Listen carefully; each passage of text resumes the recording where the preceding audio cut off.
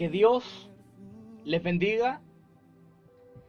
Les saludo a cada uno de ustedes en la paz y en el amor de nuestro amado Señor Jesucristo. Quien les bendice y saluda es su hermano en Cristo y evangelista por la gracia de Dios, Miguel Vega.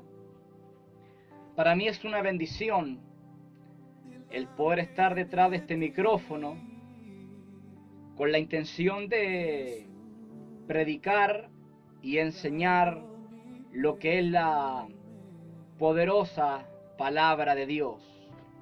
En el medio radial me inicié en esta radio en el año 2010, es decir, estamos volviendo a la radio Nueva Esperanza 103.7, una radio que ha sido de mucha bendición para la comuna y sus alrededores.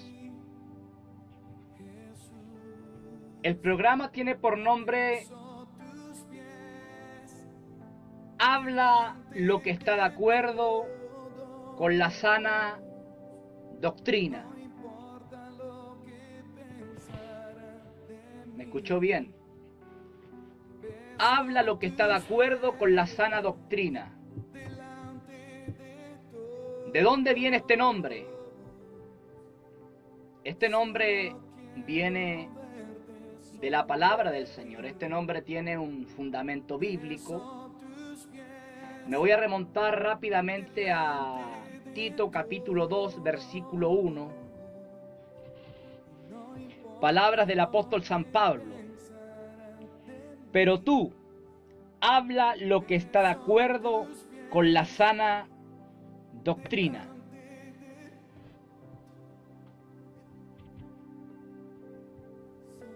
En esta noche,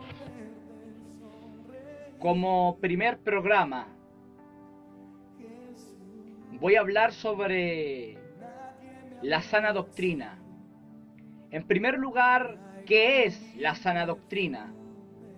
En segundo lugar, la importancia de la sana doctrina. En tercer lugar, las consecuencias de no predicar la sana doctrina. Y por último, no todos aceptarán la sana doctrina.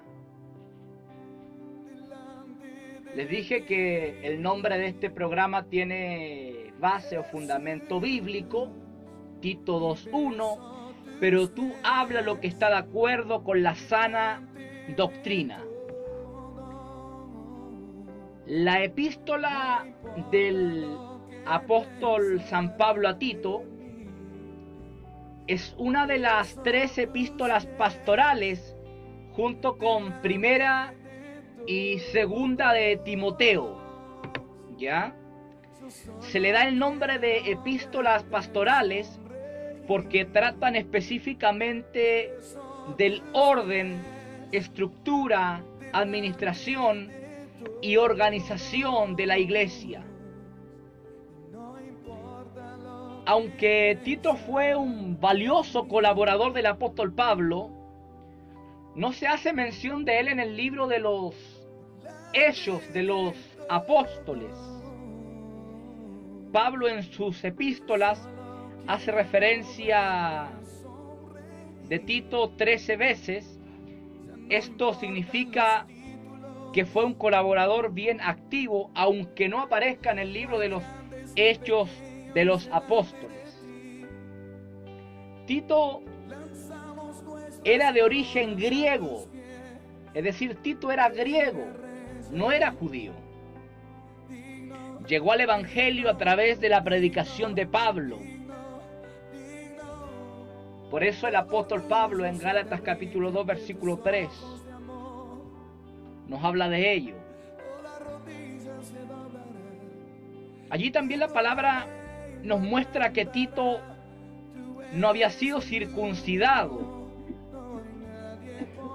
Esto indica que no fue criado en el judaísmo, ni tampoco era un prosélito, es decir, un gentil convertido al judaísmo. ¿Qué le parece? Pablo y Tito llevaron a cabo un trabajo misionero en Creta, la isla más grande de Grecia. este trabajo tuvo resultados favorables, resultados buenos. Tito capítulo 1, versículo 5 da luz acerca de ellos. Esta obra se llevó a cabo entre los años 63 y 64 después de Cristo. Pablo, o mejor dicho, el apóstol Pablo, tenía un ministerio muy activo o andante. Por esta causa tuvo que dejar o abandonar a Tito, a quien estableció como pastor en la iglesia de Creta o entre los cretenses.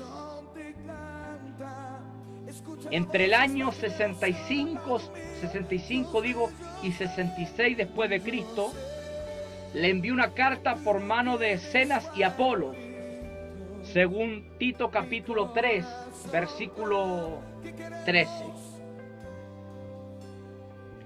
A ver, Tito y Timoteo eran hombres jóvenes, pero aptos o útiles en el ministerio pastoral. Que es importante entender esto. La etapa de la juventud, escúcheme bien, hermano, hermana, la etapa de la juventud jamás ha sido un obstáculo para servir a Dios. Eclesiastés 12:1 dice: acuérdate de tu Creador en los días de tu juventud, antes que vengan los días malos y los años en los cuales digas, ya no tengo en ellos contentamiento. ¿Sabe dónde está el problema? Y quiero repetir esto, por favor. La etapa de la juventud jamás ha sido un obstáculo para servir a Dios. El problema del joven de hoy es que quiere entretenerse y no servir a Dios. Pablo levantaba obras y asimismo pastores, pero siempre estaba orando por ellos, siempre se estaba preocupando por ellos. La epístola o carta es una evidencia de ello. Las epístolas no son simples cartas, son el orden de Dios para la iglesia de Jesús. Quiero ser bien enfático en esto. La iglesia no determina lo que la Biblia debe enseñar. ¿Me escuchó? La iglesia no determina lo que la Biblia debe enseñar. Es la Biblia la que determina lo que debe enseñarse y hacerse en la iglesia. Estas epístolas tratan precisamente de ello. Recuerda el fono de la bendición, es el 271-3815. También estamos aquí para orar por su vida, escuchar alguna opinión también acerca del tema.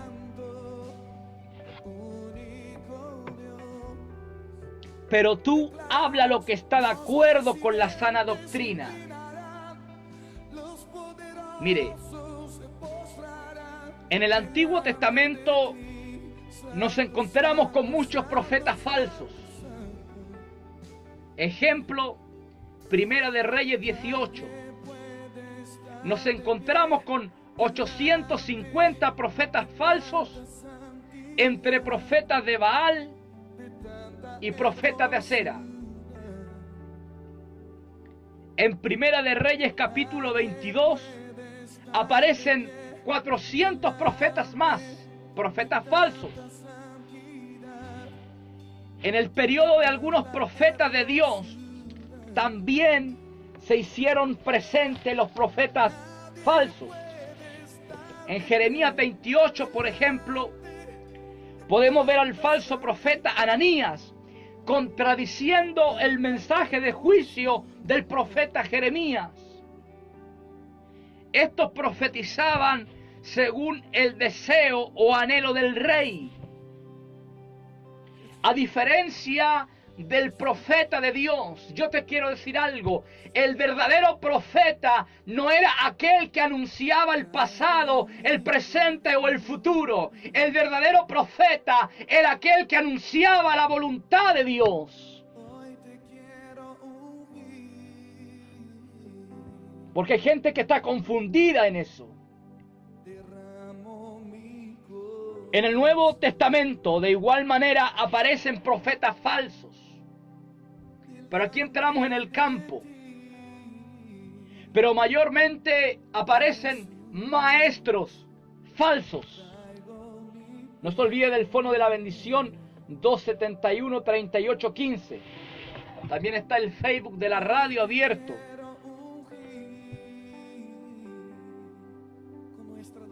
También la Biblia nos presenta maestros falsos, hombres y mujeres que entregaban un mensaje adulterado.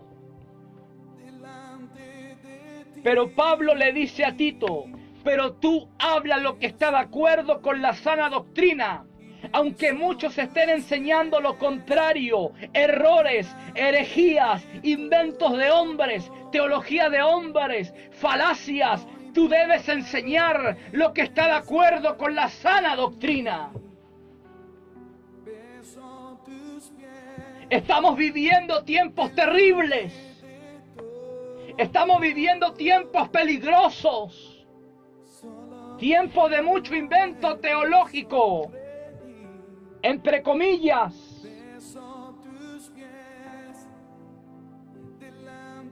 Pero tú, hermano, habla lo que está de acuerdo con la sana doctrina. Ahora, aquí es donde entramos en esto. Las palabras sana doctrina le eran muy familiares a Tito. ¿Me escuchó bien? Las palabras sana doctrina le eran muy familiares a Tito. Él conocía la sana doctrina, al igual que Timoteo y muchos más. Ellos fueron educados o formados por el apóstol Pablo. Pablo, en cuanto a la ley, fue educado por un prestigioso rabino de nombre Gamaliel. Hechos capítulo 22, versículo 3 da testimonio de ello. En aquel entonces el periodo de estudio dependía en gran medida del estudiante.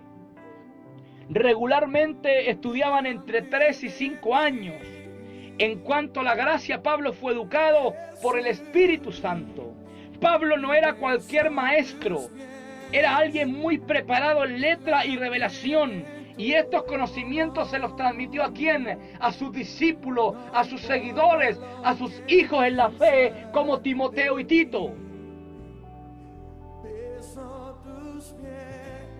O sea, cuando Pablo le dice, habla lo que está de acuerdo con la sana doctrina, a Tito, Tito sabía muy bien lo que le estaba hablando.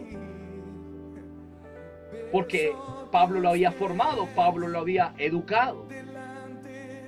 Recuerda el fono de la bendición, el 271, 3815.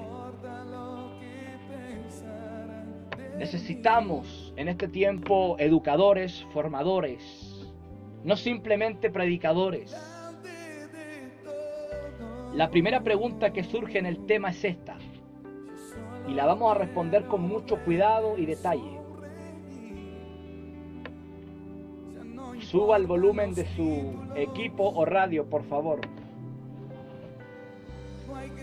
La primera pregunta que surge en el tema es este: ¿qué es la sana doctrina?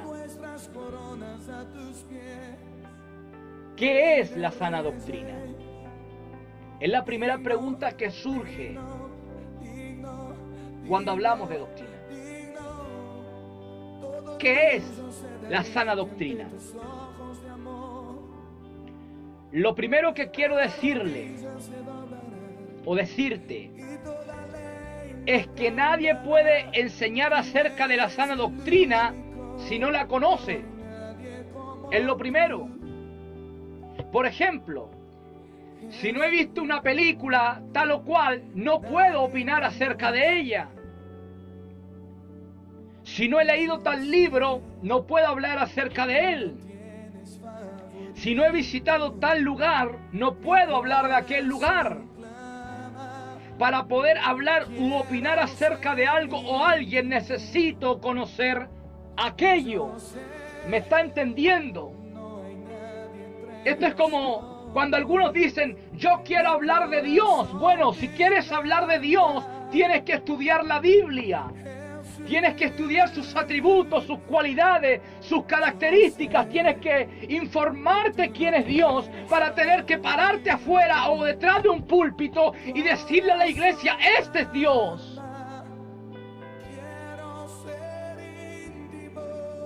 ¿Qué es la sana doctrina? Suba el volumen de su equipo, por favor. En algunas iglesias, escúcheme bien porque voy a decir algo bastante fuerte. 271, 38, 15, yo respondo por lo que digo. En algunas iglesias no se conocen ni se escuchan las palabras sana doctrina. Pero sí se conoce la palabra entretención. Sí se conoce la palabra diversión. Sí se conoce la palabra éxito financiero. Eres un campeón. Eres el mejor. Algunos eventos cristianos parecen verdaderos espectáculos circenses.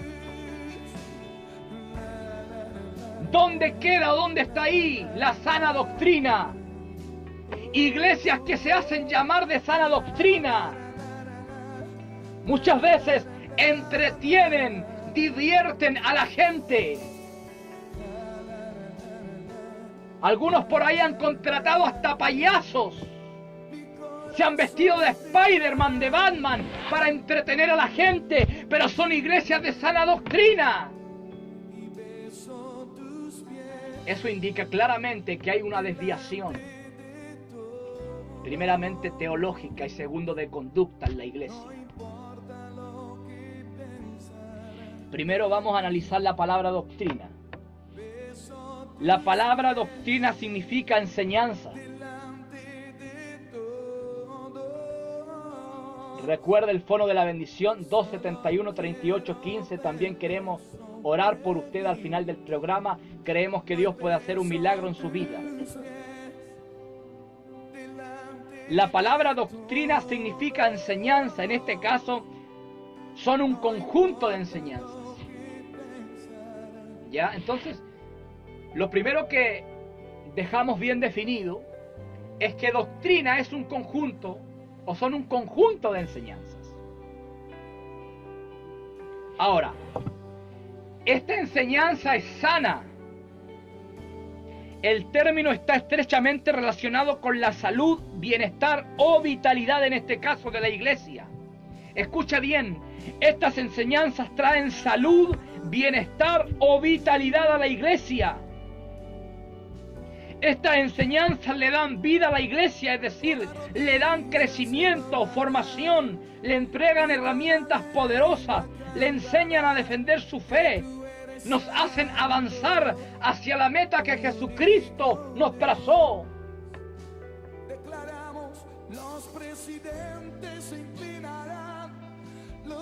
Hoy día, muchos dicen, estamos avanzando como iglesia. Yo te quiero decir algo. La única manera de avanzar como iglesia es regresando al cristianismo primitivo. La única manera de avanzar como iglesia es regresando a las epístolas. La única manera de avanzar como iglesia es regresando a lo que escribieron los apóstoles. Hoy día hay mucha palabrería detrás de los púlpitos. Hoy día hay mucha teología de hombre. Hoy día hay muchas cosas que se dicen, pero que jamás fueron así.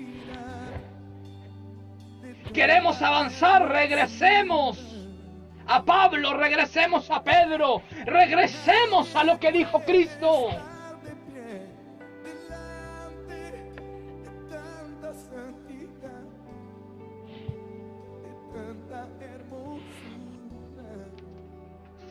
Regresemos. La sana doctrina son las enseñanzas de Jesús y sus apóstoles. No las enseñanzas de sus papás, no las enseñanzas de su pastor a manera individual, porque hay gente que anda con esta cuestión. Es que esto, la verdadera enseñanza, dicen, es la enseñanza de mis papás. La verdadera enseñanza es la enseñanza de mi pastor. La verdadera enseñanza es la enseñanza del líder de los jóvenes, no mentira. La verdadera enseñanza es la enseñanza de Jesús y sus apóstoles. Eso es sana doctrina. Y vamos a dar ejemplos de esto para que usted entienda con mayor claridad el asunto. Entonces, la sana doctrina son las enseñanzas de Jesús y sus apóstoles, que es lo que está más vinculado o relacionado a la iglesia. No se olvide del fono 271-3815. Si quiere pedir oración, si quiere dar alguna opinión, si quiere hacer algún comentario, cualquier cosa, aquí estamos esperándole amorosamente. Algunos se asustan cuando hablamos de doctrina.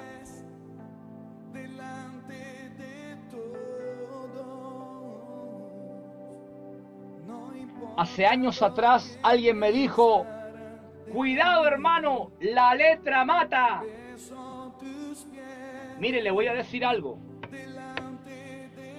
Cuando se habla de estudiar doctrina, enseñanza, algunos dicen la letra mata.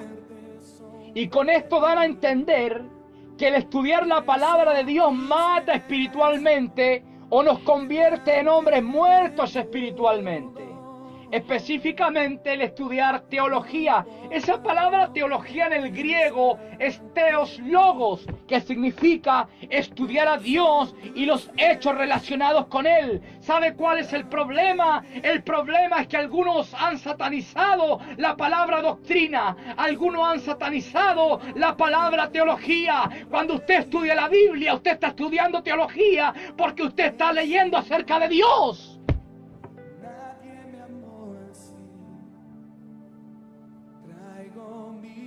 ¿Me entiende? Por otro lado, con este tipo de frases tratan de sostener y justificar la gran diferencia que existe entre ellos y la palabra de Dios, y así también se fomenta la ignorancia en el pueblo de Dios. Muchas veces la iglesia cristiana critica a la iglesia católica, pero muchas veces la iglesia cristiana está peor que la iglesia católica. O está igual que la iglesia católica. El sacerdote jamás le va a decir a la gente: traigan una Biblia, traigan la Vulgata. Jamás. Asimismo hay pastores, líderes, hombres que están por delante, que jamás te van a decir: trae una Biblia o estudia la Biblia. Hoy día no somos como los bereanos, Hechos 17:11. Ellos escudriñaban cada día las escrituras para ver si las cosas que Pablo decía eran así o no eran así. Pero hoy día no. Hoy día nos da igual escuchar cualquier cosa. Hoy día nos da igual predicar cualquier cosa. Lo importante es la masa, lo importante es la multitud. La Biblia me muestra de una forma muy clara que multitudes seguían al Maestro. Oh, aleluya, en su entrada triunfal en Jerusalén. Ellos decían: Hosana, Hosana al que viene en el nombre de David. Hosana, reconociéndole de alguna manera como el Rey, aleluya, como el Mesías. Pero esa misma gente que dijo Hosana, esa misma gente que le recibió con palmas, aleluya, con hojas en el camino, fueron los mismos que gritaron: crucifíquele, liberen a Barrabás y crucifiquen a ese falso Mesías. No es la multitud lo que te hace sana doctrina.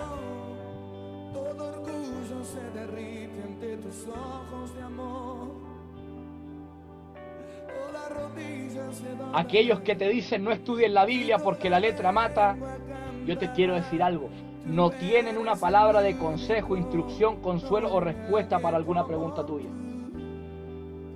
271-38-15. Y esta frase es bíblica, claro que es bíblica. Mire, la frase se encuentra en 2 Corintios 3:6, pero está muy lejos de tal errónea interpretación. La mayoría de las personas que utilizan este término en el sentido antes mencionado jamás hicieron un estudio del pasaje. Jamás. El capítulo en el que se encuentra inmersa esta frase habla en gran manera sobre las diferencias y ventajas del nuevo pacto ante el antiguo pacto. No podemos, por lo tanto, sacarla de ahí e interpretarla como mejor nos convenga.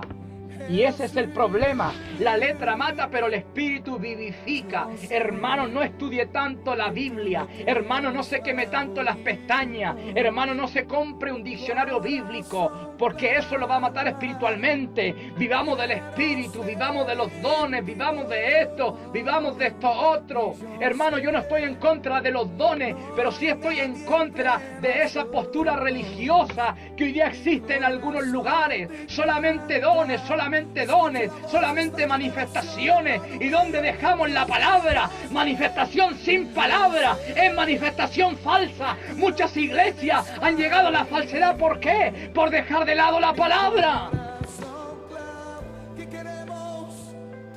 271, 38, 15.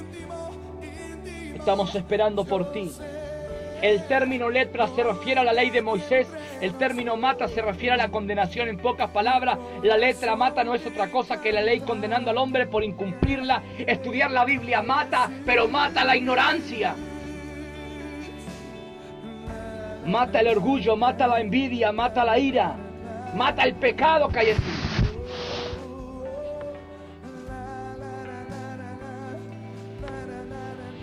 A través de esto, te quiero impulsar, hermano, te quiero motivar a estudiar la Biblia. Si en tu iglesia hacen estudios bíblicos, acércate.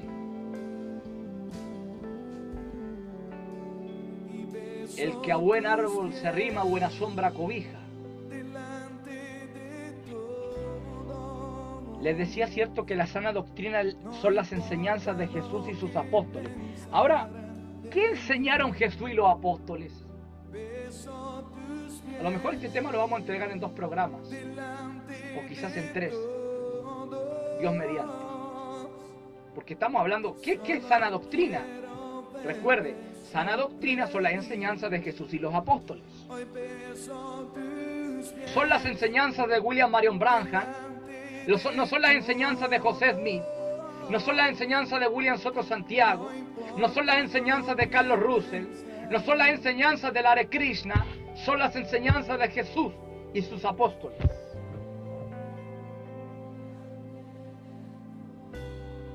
¿Y qué enseñaron Jesús y sus apóstoles? Mire, vamos a hacer un resumen acerca de esto. Créame que cuando hablamos de doctrina, hermano, hablamos de muchas enseñanzas. Pero yo voy a hacer un resumen por lo menos de las más importantes que deberían estarse predicando dentro de la iglesia. Mire, primera doctrina, arrepentimiento. Arrepentimiento. Hoy día tenemos una teología que también se conoce como el Evangelio de la Prosperidad. Y esto realmente ha llegado a las calles de nuestra ciudad, de nuestro país. Hoy día muchos te predican de esta manera: ven a Cristo y todos tus problemas financieros se acabarán. Dile a ese mentiroso que te devuelva el tiempo que te robó, porque el problema financiero sigue, la enfermedad sigue muchas veces, el problema judicial sigue. Venir a Cristo no se trata de apretar un botón y todo lo vamos a conseguir automáticamente. Venir a Cristo es venir al arrepentimiento, es venir a la fe, es venir a un cambio. Pero hoy día por ahí tenemos esa teología de la prosperidad, ese evangelio de la prosperidad. Hermanos, siembra 10,000 pesos y el Señor te va a devolver, 100,000 pesos. Dejen de jugar con la fe de la gente. Ese no es el evangelio de Cristo. Esa no es la enseñanza paulina. Eso no es lo que enseñó el apóstol Pedro. No estamos en contra del dar. Si usted quiere ofrendar, ofrende. Si usted quiere diezmar, diezme, hermano. Si usted quiere pescar todo su sueldo y colocarlo ahí en la mesa, hágalo. No estamos en contra de eso. Pero sí hay enseñanzas que atacan directamente la fe y no nos ayudan en nada. ¿Y sabe cuál es el problema? Mire, 271-38-15, recuerda el fono de la bendición, 271-38-15. Los predicadores chilenos son muy copiones. ¿Lo había escuchado antes o no? Los predicadores chilenos son muy copiones. Porque eso de la teología de la prosperidad o evangelio de la prosperidad no nació aquí en Chile. Eso ¿sabe de dónde viene? Viene de los Estados Unidos. Y mejor dicho, viene de un canal llamado Enlace. Y este canal propaga bastante eso. No estoy culpando al canal, pero sí a la mayoría de los personajes que aparecen ahí.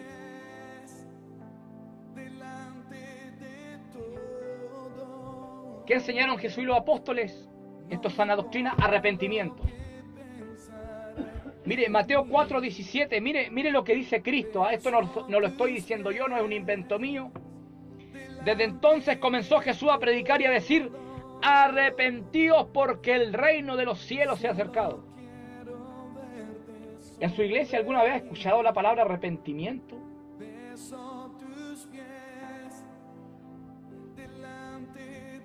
Mire, el arrepentimiento fue el mensaje central de Jesús y los apóstoles.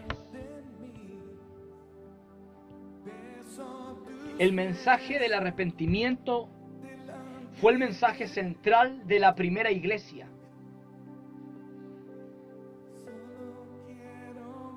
Hay evangelistas y predicadores que están haciendo mal su trabajo afuera. No, si llora un poquito y hace una simple oración y estás listo. Tienes ganado el boleto al cielo. Esto es fe más arrepentimiento, hijo querido.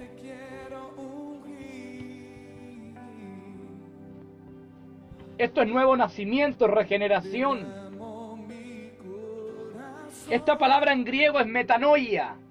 ¿Qué es metanoia? Metanoia quiere decir cambio de mente, cambio de dirección, el cual termina en un cambio de actitud. ¿Cómo yo sé si ese se arrepintió? Por los frutos. Si antes robaba y ahora no roba, se arrepintió. Si antes adulteraba y ahora no adultera, se arrepintió. Si antes todos los meses se traía medio kilo de clavo de la construcción y ahora no lo hace, se arrepintió. ¿Te das cuenta? 271, 38, 15. Hoy día, lamentablemente, hermano, estamos hablando del arrepentimiento, sana doctrina, como primera enseñanza. Hoy día, lamentablemente, hermano, y lo digo de esta manera, hoy día, lamentablemente, tenemos una camada de predicadores que han erradicado de sus sermones palabras como pecado, arrepentimiento, cambio de vida, nuevo nacimiento, regeneración, etc. Y en lugar de esos términos han colocado palabras como prosperidad, materialismo, no importa lo que hagas, te irá bien, eres un campeón, el Señor te llamó para triunfar, para conquistar, para ser el mejor de los mejores. ¿Quién te dijo eso? Que Dios te llamó para ser un campeón. Dios te llamó para lavarte y redimirte en la sangre del Cordero.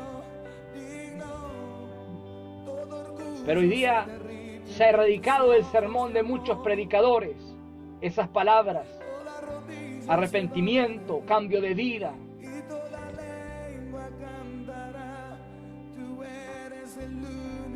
Un día un predicador con años de experiencia en el púlpito dijo: hablar del pecado es ofender a la gente.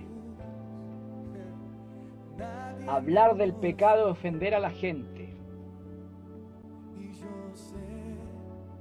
Los profetas hablaron del pecado. Jesús habló del pecado, Juan el Bautista habló del pecado, los apóstoles, todos hablaron del pecado. Y obviamente el mensaje del pecado está relacionado con el arrepentimiento, porque a eso apunta hablar del pecado, a que uno se arrepienta del pecado. Un día un hermano le dijo a su pastor, mire, escúchame bien, recuerda el fono 271-3815, el Facebook de la radio también está abierto. Un día un hermano le dijo a su pastor, pastor, usted me ofendió con su sermón, me dejó muy dolido y por eso yo me voy de la iglesia. El pastor lo quedó mirando fijamente y le dijo, voy a tener que orarle más a Dios porque el sermón debería haberte matado. ¡Ja! ¿Te das cuenta? El mensaje del arrepentimiento es un mensaje ofensivo, es un mensaje frontal, es un mensaje que va de frente, es un mensaje que no nos gusta, pero es el llamado de Juan el Bautista, es el llamado de Cristo, es el llamado de los apóstoles. Pedro dijo, arrepentidos y convertidos. Y así, hermanos, uno empieza a desglosar. Entonces, como primera enseñanza tenemos esto. Ahora, hay que tener cuidado con algunos predicadores. Mire, algunos enseñan esto. Algunos enseñan que en la iglesia no hay que predicar arrepentimiento porque la iglesia ya se arrepintió cuando aceptó a Jesús como su Señor y Salvador personal. Otros hablan de una llamada doctrina perseverancia de los santos, que es el cuarto punto de la doctrina del calvinismo o de Joe Calvin o Juan Calvino. Según ellos, los predestinados elegidos jamás se apartarán o apostatarán de la fe. Serán fieles hasta el día de su muerte o venida del Señor. Yo digo siempre esto, si esta doctrina es tan bíblica, ¿por qué hay innumerables pasajes en el Nuevo Testamento donde somos llamados a perseverar en la fe y a huir del pecado? Si la doctrina es tan bíblica, ¿por qué entonces hay tantos mensajes de alerta y de advertencia para la iglesia? ¿Por qué? Mire, Apocalipsis 2 y 3 nos muestran que en Asia Menor había 7 iglesias. A 5 de estas 7 iglesias el Señor les manda arrepentirse. Por ejemplo, Apocalipsis 3:20, he aquí yo estoy a la puerta y llamo. Si alguno oye mi voz y abre la puerta, entraré a él, cenaré con él y él conmigo. ¿Cómo se llama eso? Un llamado a tomar once, un llamado a almorzar. Eso se llama un llamado de arrepentimiento, un llamado a la conversión, un llamado a que te humilles, un llamado a que reconozcas tu pecado y lo confiese delante de Dios. Estamos hablando ahí de la iglesia de la Odisea, de la iglesia que se caracterizaba por ser tibia. Yo soy rico y me he enriquecido y de ninguna cosa tengo necesidad. Pero no sabes que eres una iglesia desventurada, pobre, ciega, desnuda. Y así podría seguir. O sea, el mensaje del arrepentimiento también es para la iglesia. No es solamente para los perdidos. También es para la iglesia. Porque no me va a decir usted que usted desde que llegó al Señor nunca ha cometido un pecado o nunca ha caído en la tentación. Algunos son más pecadores que el mismo diablo. La diferencia es que están escondidos de alguna manera. 271-3815 271-3815. El mensaje del arrepentimiento también es para la iglesia, especialmente para aquellos que han caído de la gracia o están en un estado de apostasía. Esto es sana doctrina, arrepentimiento.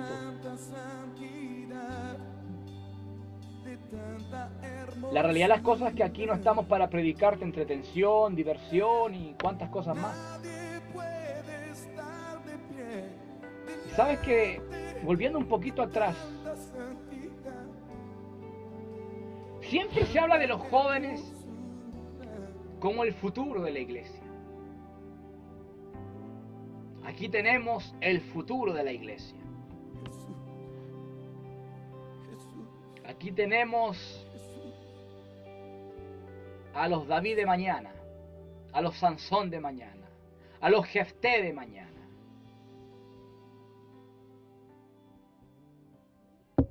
Y en cierta medida existe una razón detrás de eso. Pero yo te quiero decir que los jóvenes son el presente y no el futuro. Pero joven que me estás escuchando, métete con Dios.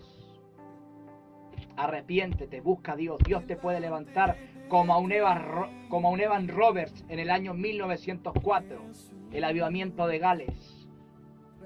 Dios te puede levantar. Mire, segunda doctrina o enseñanza. Salvación.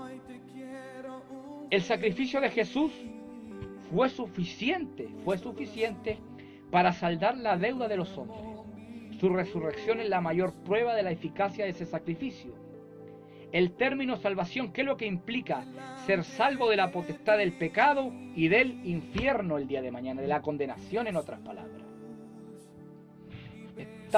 Usted escuchó qué es la sana doctrina, en eso estamos, ¿qué es la sana doctrina? Primero dijimos arrepentimiento, ¿cierto? Ahora estamos hablando de la salvación. El término salvación implica ser salvo de la potestad del pecado y del infierno o de la condenación.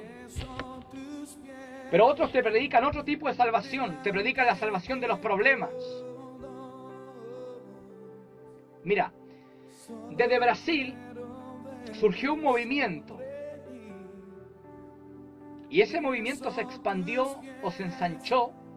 Y hoy día lo tenemos en muchos países, incluyendo el nuestro. Si te hablo de la Iglesia Universal del Reino de Dios, ¿qué me respondes tú? A lo mejor nada. Pero si te hablo del movimiento Pare de Sufrir, donde te hablan en portugués, porque ese es su idioma natal. Esta gente te predica una salvación, pero una salvación de los problemas, o sea, donde no vas a vivir enfermo, donde no vas a tener pobreza, donde nada malo te puede pasar, o si te está pasando algo malo, bueno, tienes que salir ahora ya. La Biblia me presenta algo muy distinto. El apóstol Pablo dijo, he aprendido a vivir en la abundancia, pero también he aprendido a vivir en la escasez. Cuando voy a 1 de Timoteo 5:23, me encuentro un Pablo diciéndole a Timoteo que tome un poco de vino para sus frecuentes enfermedades o dolores de estómago por el agua mala de Éfeso. Cuando miro a Pablo en 2 Corintios 12, me encuentro con un hombre que tenía un aguijón, pero sin embargo Dios lo usaba para quitar el aguijón de los demás. O sea, cuando miro a Cristo, el Hijo de Dios, Él dice en una oportunidad que el Hijo del Hombre no hallaba dónde recostar su cabeza. Cuando miro a Pedro entrar al templo, dice, no tengo plata ni tengo oro, pero hoy día te están predicando un evangelio totalmente distinto, donde no hay enfermedad, donde no hay problema, donde esto es pura prosperidad, y vas a ser el campeón, y vas a ser el mejor, y vas a ser prácticamente mejor que los apóstoles. Mentira. Te están cuenteando, te están mintiendo, están jugando con tu fe y con tus sentimientos. Y porque tiras 3 lenguas por ahí, crees que el Señor ya te va a llevar a una nueva dimensión. La salvación que Cristo te ofrece tiene que ver con ser libre de la potestad del pecado y del infierno. No tiene nada que ver con ser libre de todos los problemas que tienes. Problemas vamos a tener siempre. Eliseo, imagínate Eliseo. Eliseo hizo más milagros que Elías, pero murió de una enfermedad. No es que la iglesia no se puede enfermar. Es que al pastor no le puede faltar el dinero. Es que el hermano diácono siempre tiene que estar en óptimas condiciones. Hermano, no.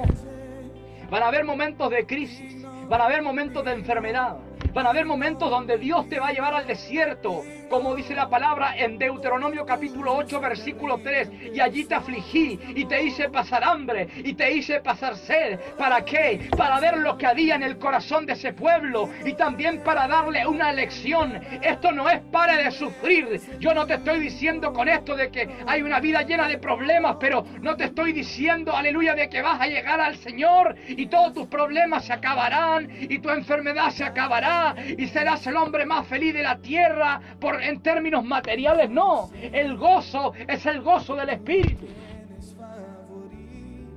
pero no es un gozo que esté conectado con cosas materiales.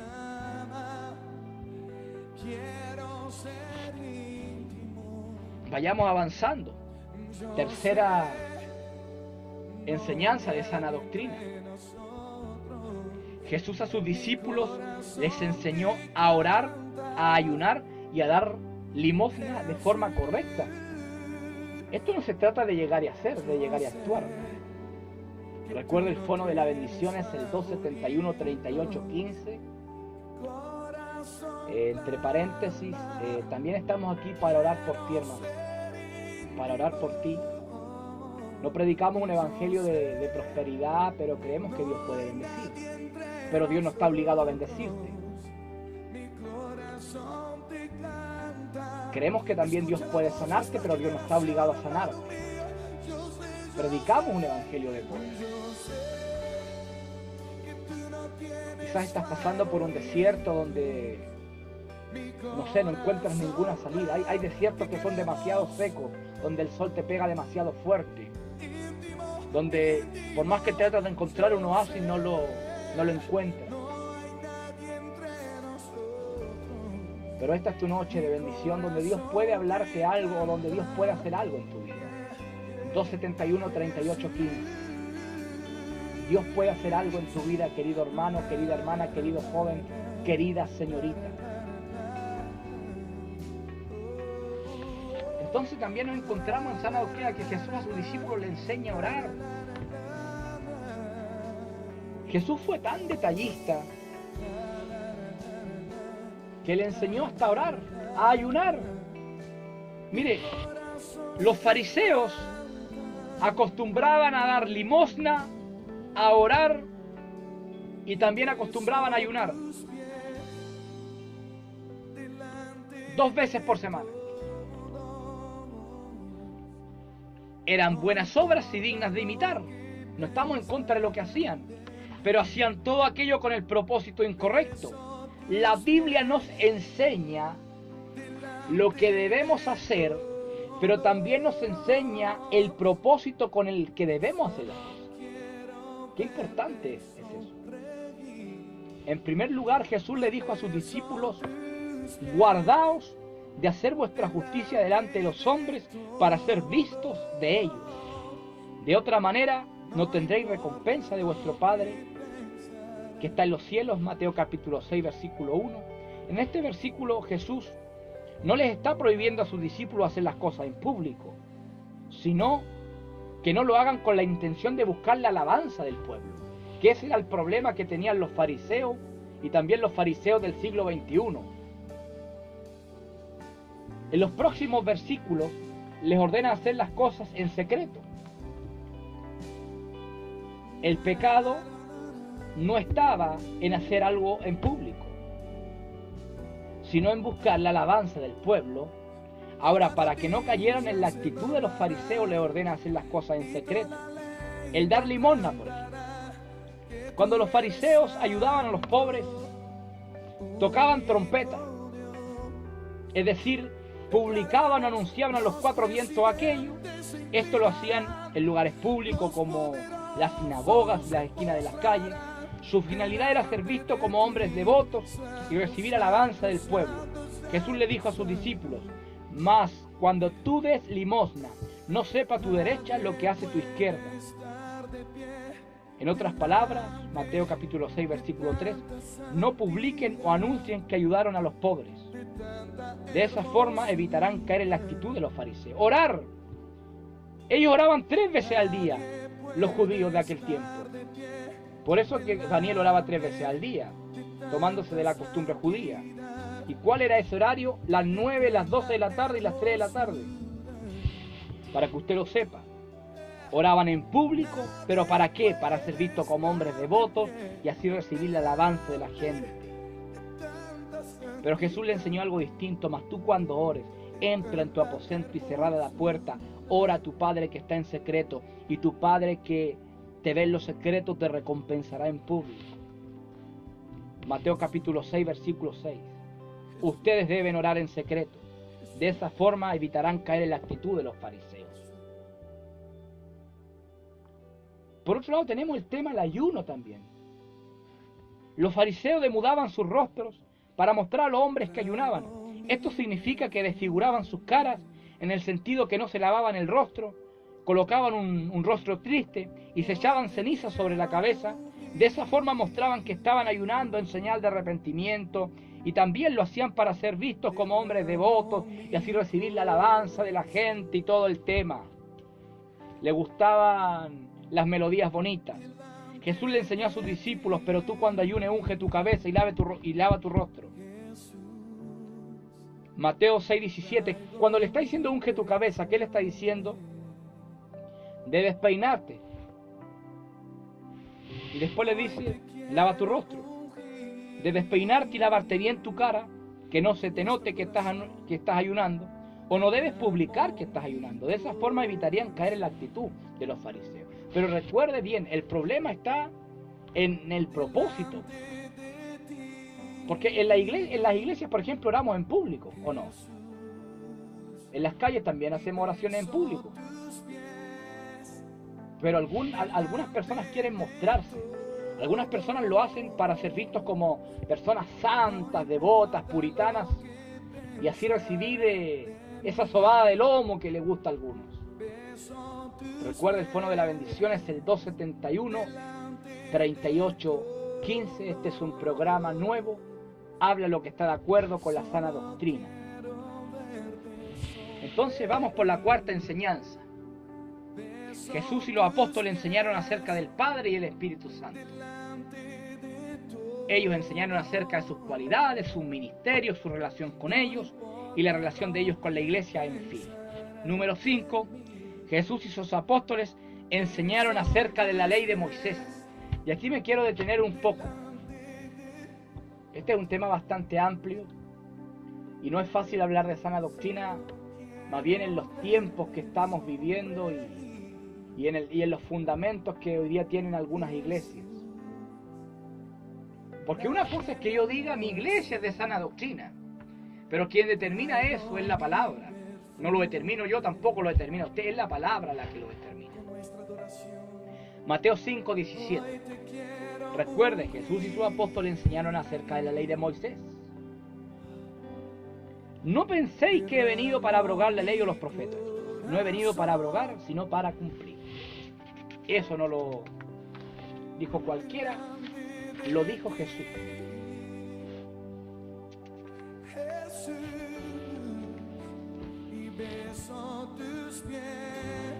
Algunos judíos, aquí existe un contexto, miren, nunca se olvide, hermanos, del contexto. El contexto primario son esos versículos que están antes y están después. El contexto general son todos esos versículos que están conectados con el pasaje bíblico. Entonces existe un contexto primario o básico que le llaman otros, existe el contexto general. Hay hermanos que andan con esto de que, hermano, yo no entiendo este versículo, jamás lo van a entender si no leen el pasaje entero. No sean flojos y quémense las pestañas también. Lean la palabra, estudien la palabra, que la ley de Dios no se aparte de ti, como le dijo Dios a Josué.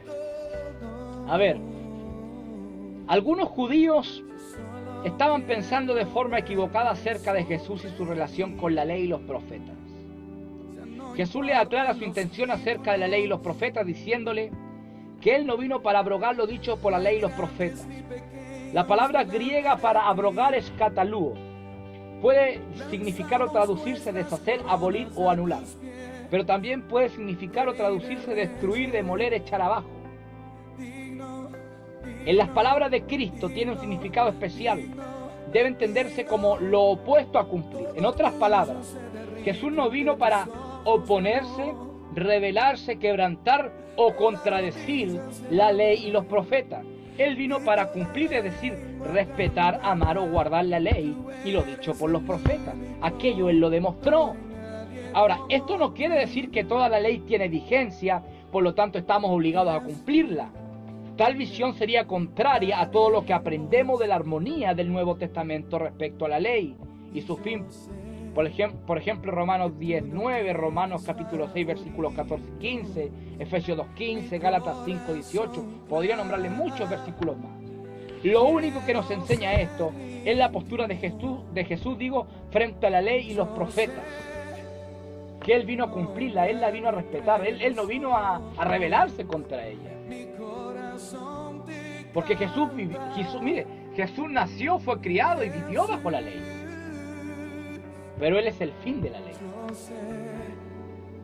Y para los que no saben esto, Romanos 10:4, a ver, Jesús fue en todo sentido un hacedor de la ley, pero con su sacrificio se transformó en el fin de la ley. Romanos 10:4, por favor, porque el fin de la ley es Cristo, para justicia a todo aquel que cree. El apóstol Pablo afirma y confirma que Cristo es el fin de la ley. Ahora, aquí hay que aclarar algo, hay que aclararlo muy bien, porque si no vamos a entrar en una confusión tremenda. La ley en totalidad no contenía 10 mandamientos, contenía 613 mandamientos según los propios rabinos, según los propios doctores de la ley. La ley en totalidad contenía 613 mandamientos, los cuales se pueden dividir en 3 categorías. Número 1 tenemos lo que es la ley moral. La ley moral trata sobre las normas de santidad que deben regir la conducta del hombre a fin de que éste sea santo para él. Esto se conoce como los 10 mandamientos. Número 2, la ley civil trata sobre la vida legal y social de Israel como nación. Y ahí tenemos un problema con algunas personas que tratan, por eso le digo, estos 613 mandamientos se dividen en 3 categorías. Ley moral, lo que le dije, lo que trata de los 10 mandamientos. Ley civil, que trata sobre la vida legal y social de Israel. Y la ley ceremonial, que trata sobre las fiestas de Israel y el sistema expiatorio.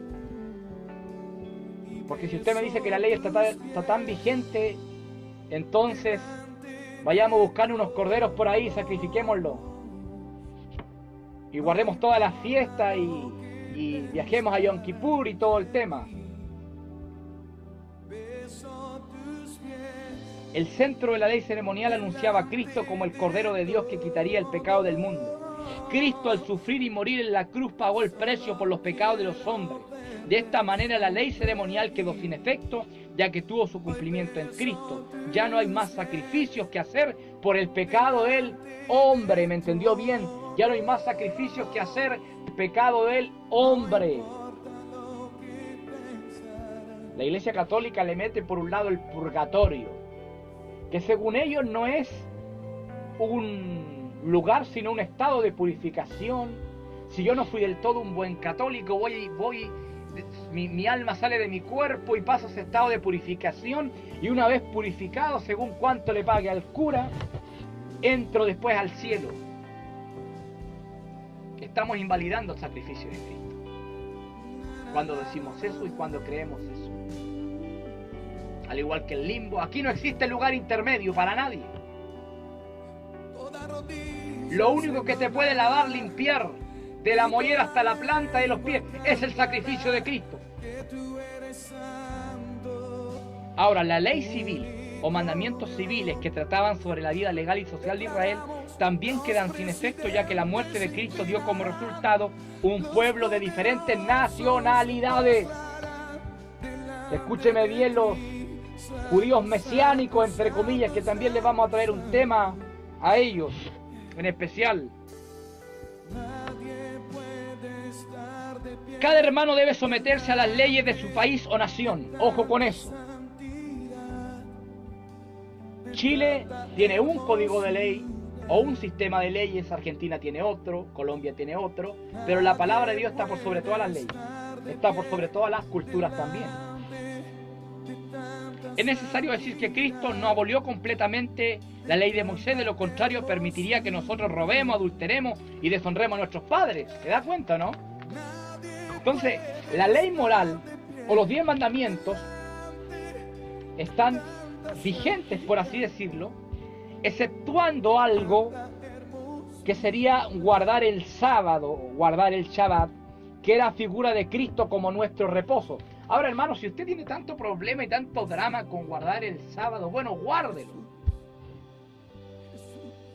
Pero mire, yo le voy a decir algo.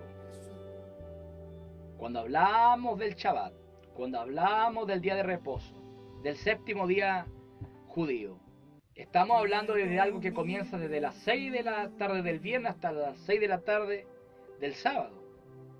Ojo, y ni siquiera en Israel tenían que cocinar, se tenía que cocinar un día antes. Así que la dueña de casa cocinaba un día antes. Y su esposa cocina en el Shabbat, ¿no? Cocina su esposa porque usted de alguna manera tiene hambre. Si no es Shabbat más ayuno.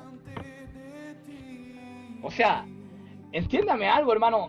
De repente es como que queremos volvernos tan judíos, tan hacedores de la ley, pero lamentablemente dijo Santiago que si incumplíamos un mandamiento, lo incumplimos todos.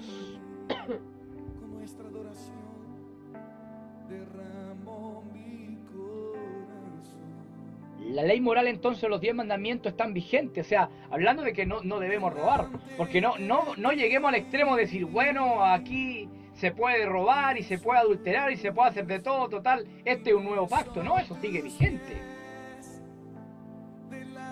Otra cosa, no los guardamos para ser salvos, sino porque somos salvos.